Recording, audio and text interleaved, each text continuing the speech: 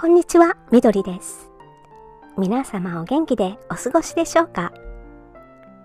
今回は心が折れそうな時に見直したい5つのことというテーマでお話しします。心が折れてしまう経験は多くの人が一度は味わうものだと思います。原因は様々ですが、置かれている環境や心の状態によっては思っている以上に傷つきやすくなり、前に進む力を失ってしまうでしょう。このトークでは心が折れやすくなる代表的な5つの原因を取り上げ、それぞれにどう向き合っていけばよいのかを考えたいと思います。では早速始めましょう。心が折れやすくなる1つ目の原因は完璧主義です。理想を持つことは決して悪いことではありません。目標があるからこそ人は頑張れますし、前に進もうと思えます。ただ、その理想がいつの間にか完璧にできなければ意味がないという思いに変わってしまうと、心はかなり苦しくなります。例えば、試験で満点が取れなかっただけで、それまでの努力が全部無駄だったと思い込んでしまう。少しつまずいただけなのに、全部が失敗だったように感じてしまう。思った通りにできなかっただけでもうダメだと思ってしまう。こうなると自分自身を追い詰めるだけでなく、挑戦することそのものが怖くなってしまうでしょう。この罠から抜け出すために大切なのは、人間である以上何もかも完璧にこなすことはできないと認識することです。その上で完璧に執着するのではなく、今の自分にできる最善を尽くすという視点に切り替えます。どんなに優れた人でも失敗することはあります。思い通りにならない日もあります。だからこそ完璧にやるよりも、今の自分にできる最善を尽くすという見方に変えてみるんです。そしてうまくいかなかったところは自分を責める材料ではなく、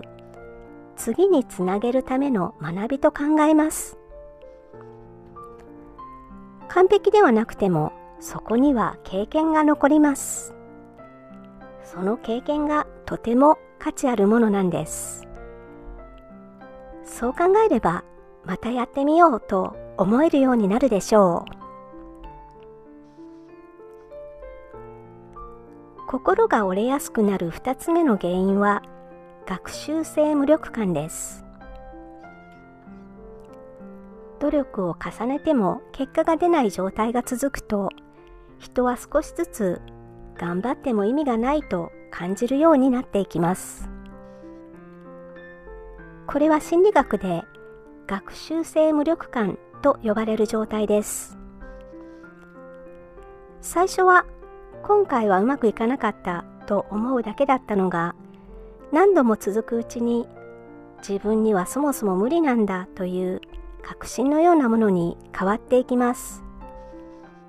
そうなると新しいことに向かう意欲も薄れ、気持ちが沈んでしまうでしょう。この状態から抜け出すためには、まず結果が出るまでの時間を急ぎすぎていなかったかと振り返ってみることです。大きな目標を掲げている場合、達成するまでに時間がかかるのは当然です。そのことを念頭に置いて、やり方を少し変えてみませんか？難しい課題をたくさんの小さな部分にバラバラに分けてから一つずつこなしていくという方法をとってみます。例えば、大荒れの部屋を前にしてもう片付けられないと感じた時には、今日は床に落ちている服だけを拾い、明日はテーブルの上だけを片付け、明後日はゴミ袋を一つ分だけまとめてみるというように、無理のない部分に分けて少しずつやっていくんです。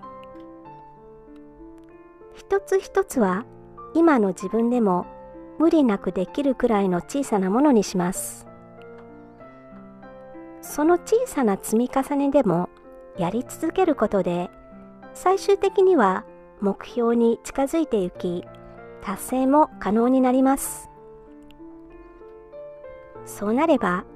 自分にもできるという感覚を取り戻せるでしょう。もう一つ大切なのは、どんな人にも今の自分にコントロールできることとコントロールできないことがあると知ることです。コントロールできないことばかりに意識を向けていると、どれだけ頑張っても結果は出ず、苦しさばかりが増していくだけです。だからこそ、今の自分にできることと、今すぐには変えられないことを見極めることが大切です。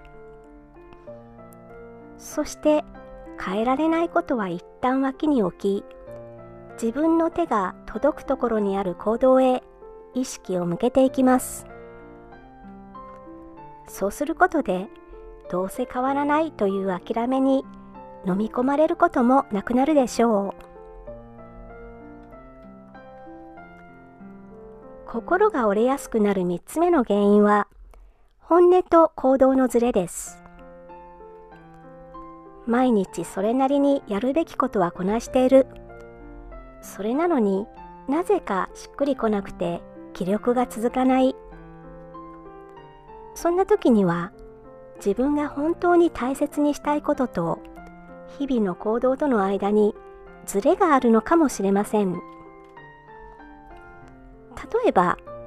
家族との時間を大切にしたいと思っているのに、仕事に追われて毎晩帰りが遅くなっている。あるいは、もっと創造的な仕事がしたいと感じているのに、毎日単調なルーティンをこなし続けている。こうした不一致が積み重なると、普通に暮らしているつもりでも、心のエネルギーは少しずつ削られていきます。このような状態の時には、自分の内側から届いている方向を見直すサインと受け取ってもいいでしょう。そんな時は一度立ち止まって自分に問いかけてみてください。私はどんな時間を大切にしたいのか？何をしている時、自分らしさを感じられるのか？こうして問いかけるだけでも、心の奥にあった本音が見えてくるかもしれません。すぐに環境を大きく変えることは難しくても、日常の中に自分の価値観と少し重なる選択を一つ増やすことはできると思います。家族との時間を大切にしたいのなら、短い時間でもスマートフォンを置いて向き合う時間を作ってみる。創造的なことを大切にしたいのなら、心に浮かんだアイデアを少し形にしてみる。そんな小さなことでも、心のエネルギーを取り戻すきっかけになるでしょう。心が折れやすくなる4つ目の原因は、孤立感です。困った時に誰にも話せず、一人で抱え込んでいると、心の負担は少しずつ重くなっていきます。こんなことで悩んでると思われたくない。迷惑をかけたくない。そう思うと誰にも話せないかもしれません。でも言葉にされないまま心の中に溜まったものは時間が経つほど重くなっていくでしょう。完全な解決策が見つからなくても誰かに話すだけで気持ちが軽くなることはあります。信頼できる友人でも家族でも専門のカウンセラーでも構いません。無理に取り繕わずに話せる場所を持つことは自分を守るために必要なことです。悩みを話すことは弱さではありません。一人で抱え続けて心が限界を超えてしまう前に誰かの力を借りる。それはとても大切なことです。自分は一人ではないと感じられるだけで張り詰めていた心が少しは緩むでしょう。そしてそこから次の一歩を踏み出す力が戻ってくることもあります。なのでぜひ信頼できる人に少しでもいいので話してみてください。心が折れやすくなる5つ目の原因は生活の乱れです。心と体は密接につながっていて互いに影響を受け合っています。睡眠不足が続いているとき、食事が乱れているとき、慢性的な疲れが溜まっているとき、そうした状態ではどれほど前向きに考えようとしても心が思うようについていきません。これは意志が弱いからでも気合が足りないからでもありません。体のエネルギーが底をついているために心を支える力まで弱くなっているんです。日本では今でも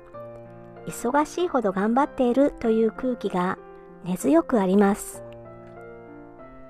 でも体のエネルギーが底をついた状態では感情を整える力も物事に向かう意欲も柔軟に考える力も低下してしまいます。心が折れやすいと感じるときほどまずは基本に立ち返ることが大切です。しっかり寝ること、栄養のある食事をできるだけ規則正しくとること、無理のない範囲で体を動かすこと、どれも当たり前のように思えるかもしれません。でもその当たり前がきちんとできているでしょうか。体調が整ってくるとストレス耐性も少しずつ上がっていきます。弱った心を立て直すためには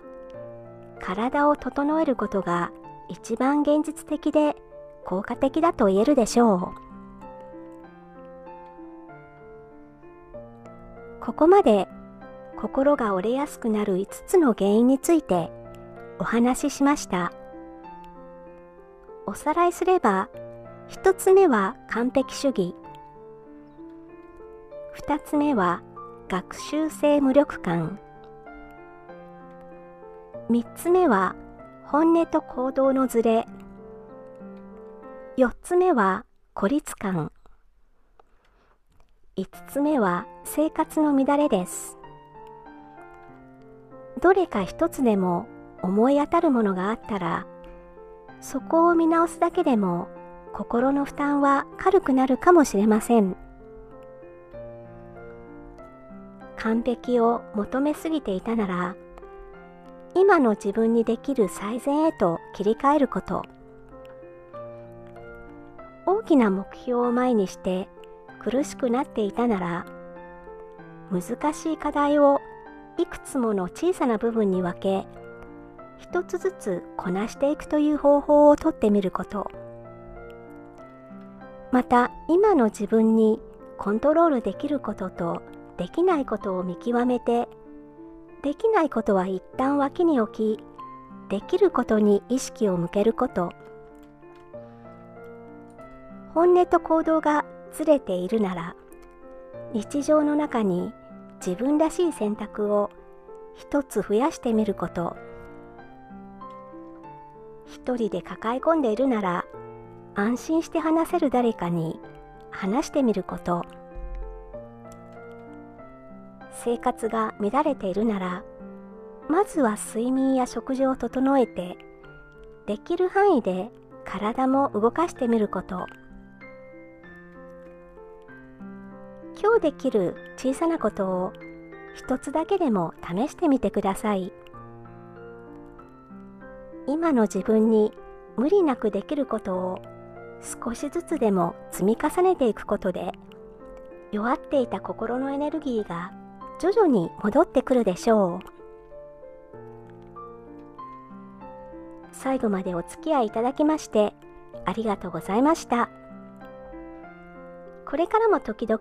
心理学の学びをシェアします。応援していただけたら嬉しいです。よろしくお願いいたします。それではまた次回お会いしましょう。